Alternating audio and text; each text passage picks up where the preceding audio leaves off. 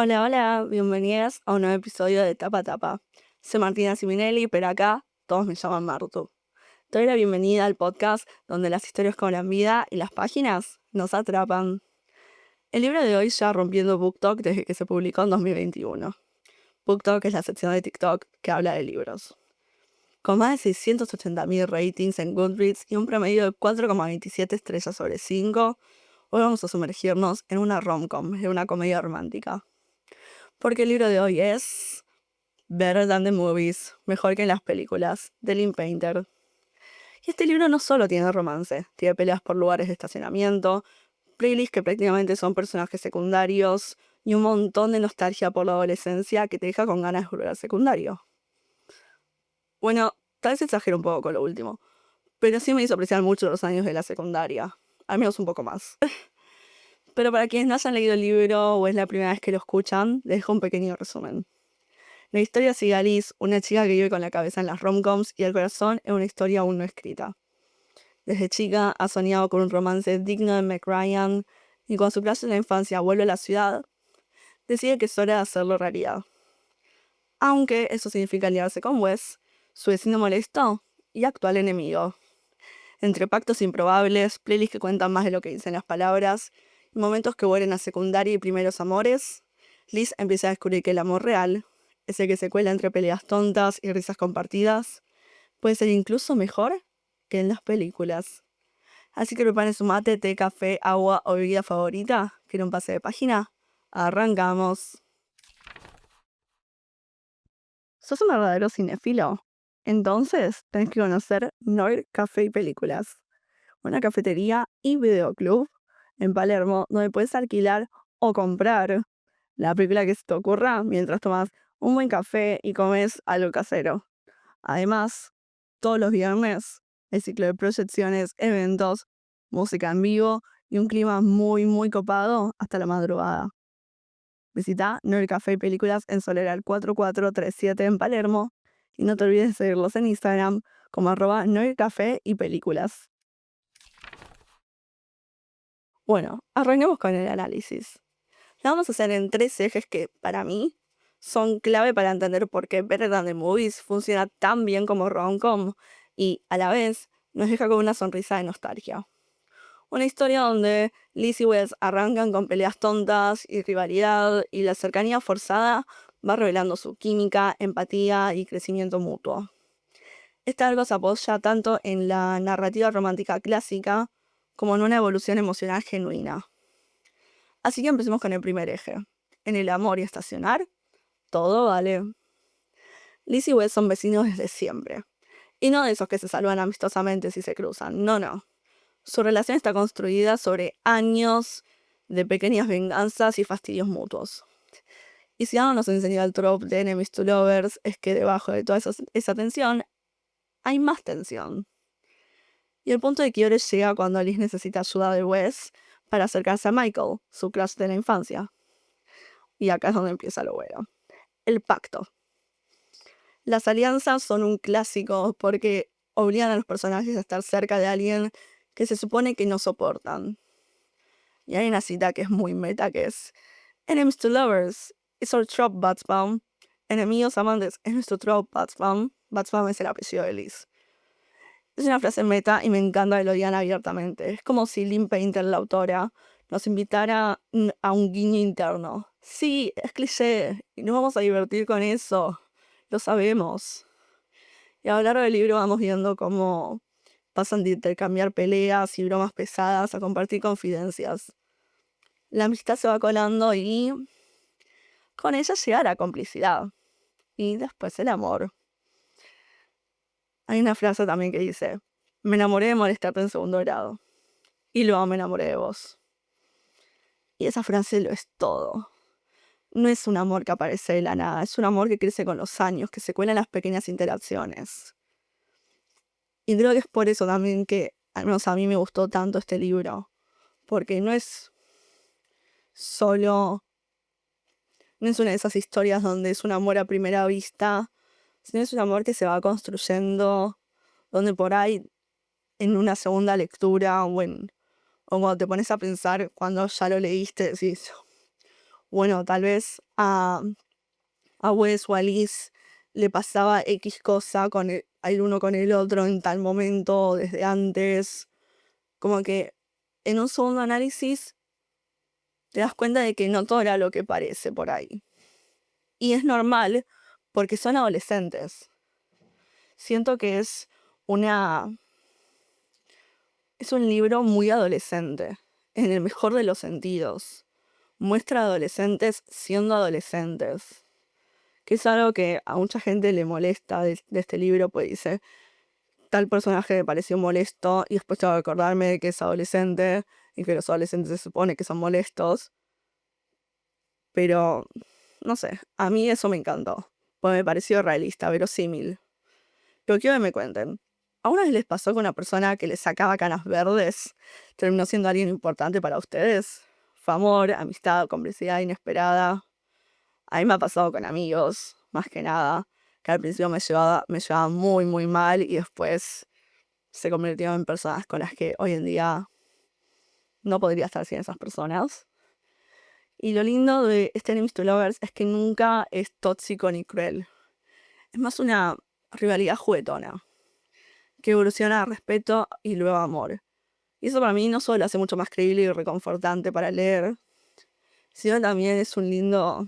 es refrescante dentro de tantos libros de BookTok que son recomendados, que son muy tóxicos, sobre todo en el Enemies to Lovers. En la parte de Enemies se dicen de todo, se tiran con todo, y después, boom, Lovers, y es como si nada de todo lo malo hubiera pasado, y eso no es creíble, al menos para mí. Acá no hay toxicidad, no es tóxico, no hay crueldad. Son simplemente adolescentes siendo adolescentes, de verdad. Simplemente son rivales. Así que, nada, pasemos a la siguiente sección ahora. Bueno, y ahora vamos a hablar del rol de la música en este libro. Liz imagina su vida como una rom-com con banda sonora incluida. La música refleja sus emociones. Y la ambientación musical destaca momentos clave, su conexión con la madre, escenas íntimas, revelaciones de amor. Y todo esto intensifica la experiencia emocional y crea una atmósfera cinematográfica, diría yo, para el lector. La música haría que todo fuera mejor. La frase parece simple, pero si la pensás, es un mantra. La música le da contexto a sus emociones, le pone una banda sonora a lo que vive. Y lo más lindo, creo, al menos para mí, fue ver cómo Wes, que al principio parece no entender por qué Liz está tan obsesionada con las rom-coms, con la música. Parece no entenderlo, pero después empieza a integrarse poco a poco en ese mundo. Y no solo eso, empieza a verla a través de cómo vibra con la música. Es linda, pero su cara no se pone a brillar cuando habla de música. Ahí Wes está diciendo que Liz se ilumina hablando de lo que ama. Y creo que eso es algo que todos queremos en cierta forma. Porque ahí Wes está demostrando que la ve. Y eso es lo que todos queremos. Queremos a alguien que nos vea en nuestro momento más auténtico, en las cosas que más amamos. Em, y esto me hizo sentir muy... No sé cómo explicarlo, pero me sentí muy escuchada con este libro y la obsesión de Liz con la música. Porque yo toda la vida conecté muchísimo con la música, con los instrumentos. En lo personal toco el violín. Bueno, hace muchos años que ya no lo toco, pero sé tocar el violín. Em, y me la paso en Spotify. Yo no puedo salir a comprar pan a una cuadra de mi casa sin los auriculares. Eh, Menos ir, no sé, en tren hasta el trabajo, no puedo ir sin auriculares. Estoy todo el tiempo escuchando música, igual que Liz. Y tengo una playlist para absolutamente cada momento de mi vida, igual que Liz. Cumpleaños de mi mejor amigo, a una playlist. Me in a Nutshell es una playlist que son todas las canciones que me hacen sentirme como, esta soy yo. También hay una playlist sobre eso. Halloween.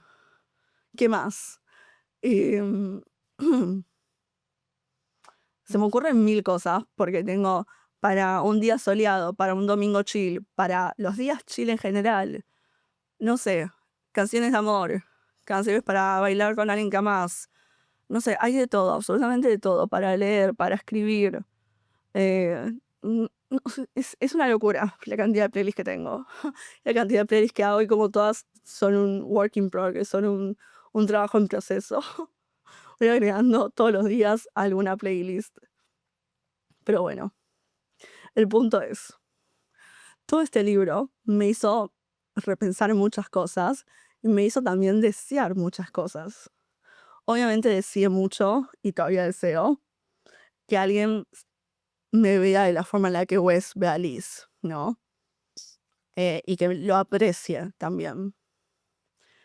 Pero también me hizo pensar, si mi vida fuera una rom-com o una película en general, ¿qué canción sonaría en la escena del comienzo, cuál en la del final?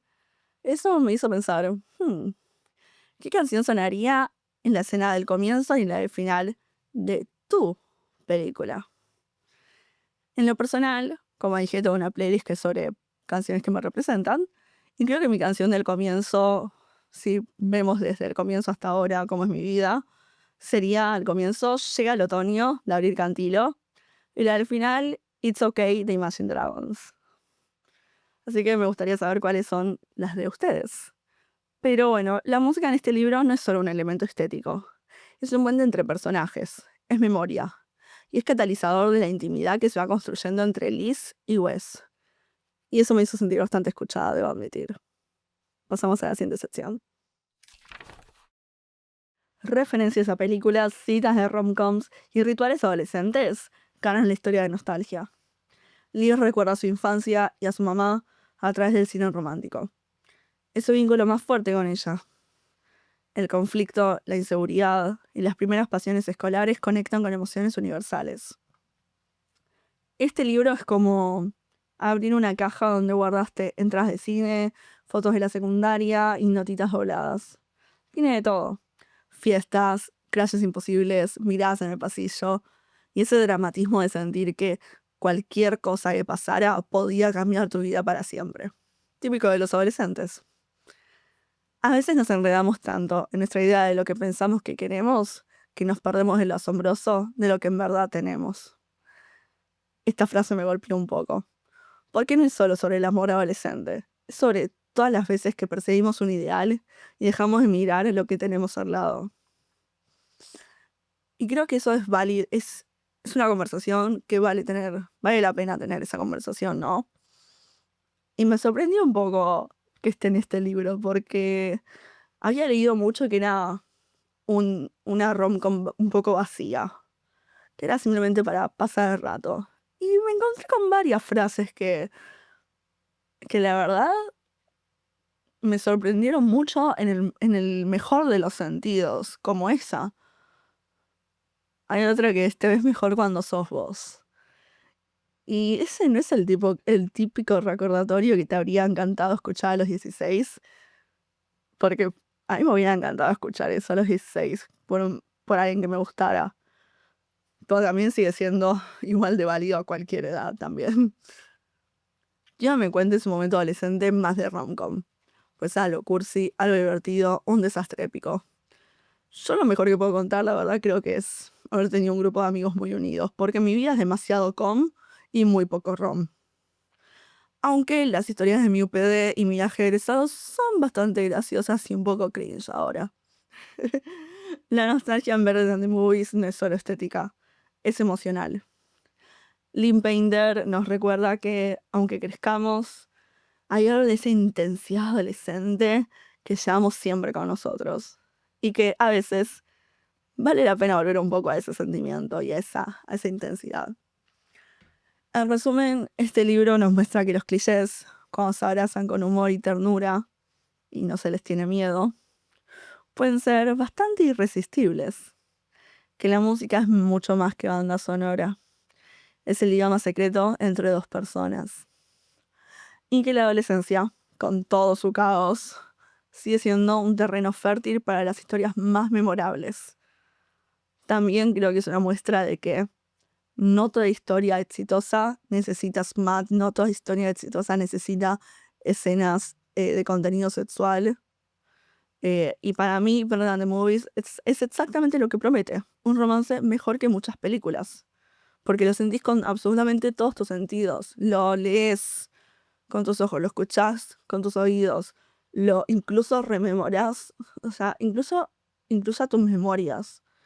Porque estás todo el tiempo rememorando, bueno, cómo era tu adolescencia, cuando hacen las cosas de último año. Bueno, yo pensé mucho en cómo fue mi último año y las experiencias hermosas que viví con mis amigos y demás.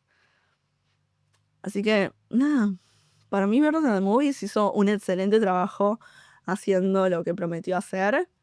Creo que es un excelente romance, una excelente rom-com para todas las edades, sobre todo para los jóvenes lectores, cuyas lecturas por ahí no son tantas. Por ahí este es uno de los primeros libros. eh, y me parece que es una gran, gran historia. Así que pasamos a la siguiente sección.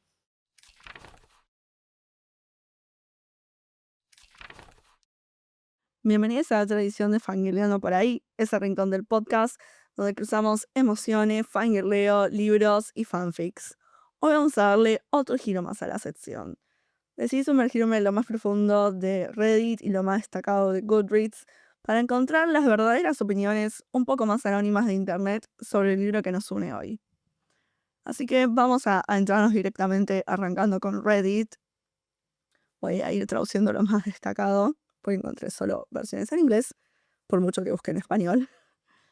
Pero hay mucha gente que encontré diciendo que no les gustó el libro o no lo disfrutaron tanto porque leen para irse de la realidad y los adolescentes con problemas de comunicación son su realidad.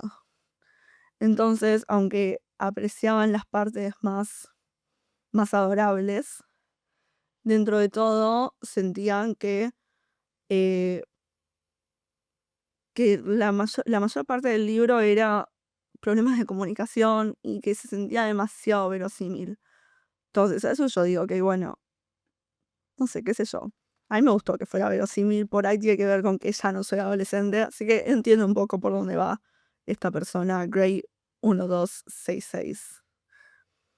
Otra persona, Novae224, pone que era una rom-com bastante sólida, que se la habían descrito como una rom-com, una película rom-com bastante básica, pero en libro, y que eso es exactamente lo que fue, y coincido, la verdad. No es un libro que te vuela la cabeza, pero es una rom-com.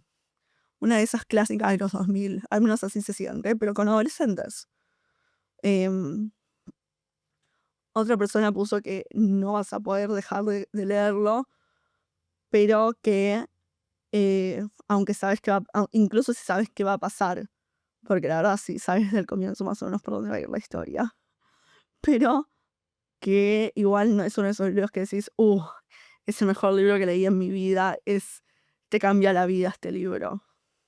Que eso la verdad no pasa, pero que igual es bastante bueno. Y coincido de nuevo. Eh, Otra persona dijo que de verdad no amó este libro, que le gustó, lo disfrutó, pero hasta ahí. Porque no es el tipo de persona que le gusta saber cómo va a terminar el libro desde el comienzo. Y que este era bastante obvio, como dije hace un segundo. Y que probablemente tiene mucho que ver con que la audiencia principal, la audiencia objetivo, era adolescentes o otro rango de edad por ahí, a la edad que tiene este usuario, Beam Me Up Babes. Em, entonces, por ahí no tenía que ver con su rango de edad. Y acá me parece que es súper importante tener esta conversación, porque que un libro sea famoso en BookTok no significa que ese libro sea para vos. Tenés que leer la sinopsis e incluso leer qué género es, para qué rango, si es young adult, si es adult, si es lo que sea, el género que sea, porque dentro de eso te dice también el rango de edad. Porque es lo mismo que leer, no sé, eh, Pippi Longstockings y decir, no, la verdad me pareció demasiado no sé, demasiado básica la historia. Y sí, es un libro para chicos. Te va a parecer fácil la historia. Te va a parecer bastante obvia. Y pasa lo mismo con este libro. Es un libro para adolescentes. Que uno lo lea teniendo 20 y pico o más es otra cosa, porque lo puedes disfrutar igual, pero no sos la audiencia objetivo. Em, Después, yendo a Goodreads, la verdad, como dije al comienzo del libro, tiene en Goodreads un promedio de 4,27, si no me equivoco, sobre 5. Pero yendo un poco a alguien que lo puso como con 3,5 estrellas, puso 3 estrellas en comentarios, aclaró 3,5. Puso es una buena comedia romántica, cada tanto no viene mal. Lo único que le molestó es que no se profundiza nada sobre el protagonista masculino, literalmente no lo conocemos. Y la verdad tengo que coincidir. Hay un montón de cosas sobre él que me hubiera encantado conocer. Me hubiera encantado más pop desde su punto de vista, conocerlo más. No sé, es verdad, ahí fallaron. Wes, te quiero demasiado, no entiendo por qué eres la expectativa. Y la verdad sí, Wes es definitivamente el nuevo estándar. Eh, es un libro hermoso que recomiendo ampliamente.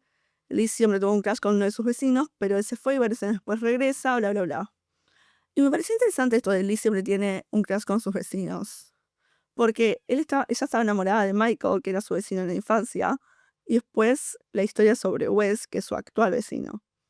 Nada, algo para pensar.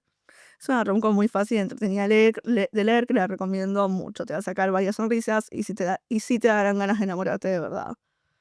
Y la verdad, coincido, la verdad, me dieron ganas del amor. Me enamoró del amor, para decirlo de alguna forma.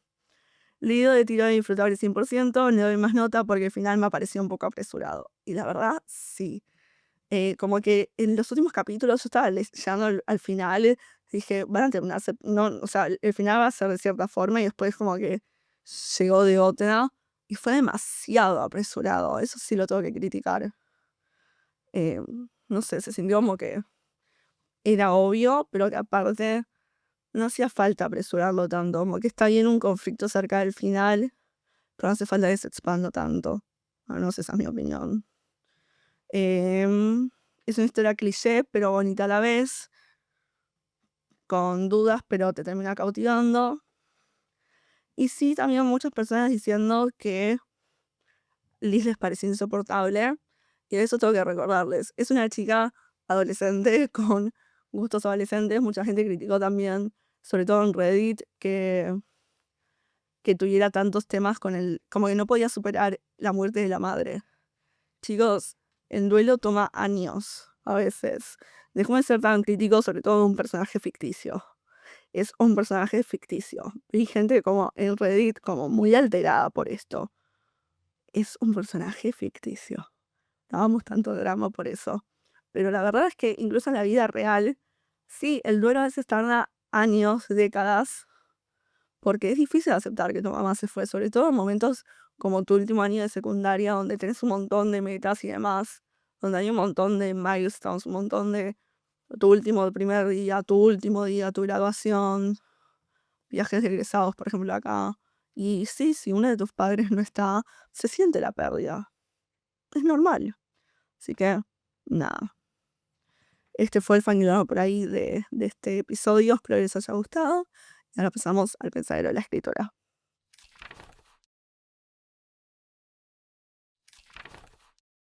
Bienvenidos al Pensadero de la Escritura, ese espacio donde no solo analizamos lo que se escribió, sino cómo. Porque toda lectura es también una invitación a crear. Liz no solo vive un Enemies to Lovers, sino que lo nombra explícitamente. Hay un momento donde ella y Wes se burlan de sí mismos diciendo Enemies to Lovers en nuestro trope Buzz Bomb, como si fueran conscientes de estar protagonizando una comedia romántica. Ese metacomentario rompe la cuarta pared de forma ligera, invitando al lector a sentir que está dentro de la broma.